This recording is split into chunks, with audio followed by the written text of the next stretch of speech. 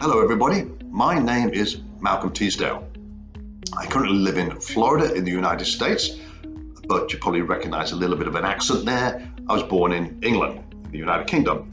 So I am a British citizen, but I'm also an American citizen. Lived half my life in each place with the exception of 2 years in Canada and 2 years in the great country of Singapore.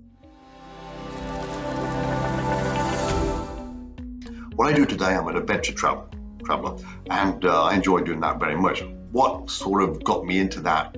Well, during my working life, say towards the end of the 90s, I created a technology startup, which sort of did okay because we expanded quite a lot. We had a good workforce. We had offices in 4 countries and had a presence in 80, which is substantial. And we had grew a lot of intellectual property, so it became attractive for an acquisition, and that's really what happened. At the end of the day, it was time to bow out, if you know what I mean. So I retired early back in 2013, but after traveling for my life for many years on business travel to the business hubs, capital cities, the usual places, I decided to go to places, the more obscure places, off the beaten path, places where people would not normally go to. And that's what I spend my time doing today. Recently, just a few months ago, I was in the world's oldest desert in Namibia and also the largest biodiverse marine park in Raja Ampat in Indonesia. Just 12 months ago, I was in Kiev in the UK as well. So I do get around and I love doing that, and I learn how people live in those parts of the world. Now, having visited 112 countries, the story continues, and it will do. I'm doing as long as I can.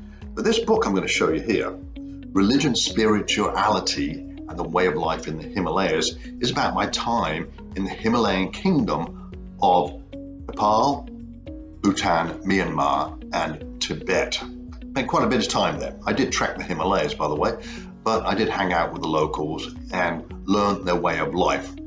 One thing I did learn, though, is the way they live, and they enjoy the way they live, and, they're pretty happy doing that for the rest of their lives.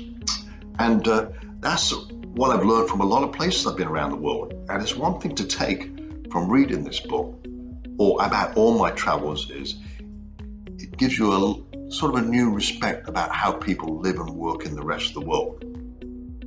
They don't all live and work like we do in the United States or back in Britain, but I learned how people live in all different parts of the world, and I have a lot of respect for many countries around the world. And it's very educational. Traveling is educational to me. It's very inspiring. So if you're going to get anything from this book, it's obviously you'll get a read of what I actually got up to in the Himalayan mountains and why I did what I did. So it's not a large book, take you a few hours to read, but there's a card book version, there is a paperback version, there's an ebook version, and an audio book as well.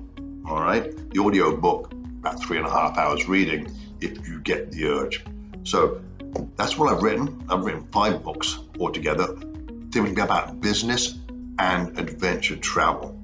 In addition to that, I also run a podcast called the Travel Addict Podcast. Started that during the beginning of the COVID era. That's sort of kept me busy as well. But I also do public speaking engagements on various cruise lines around the world, which keeps me busy. A full calendar for this year coming up, and enjoy that as well. So what I do is educate people on foreign cultures, destinations around the world, things like that. So that's quite a nice thing for me to do, like pass that information on to the passengers on the cruise ship.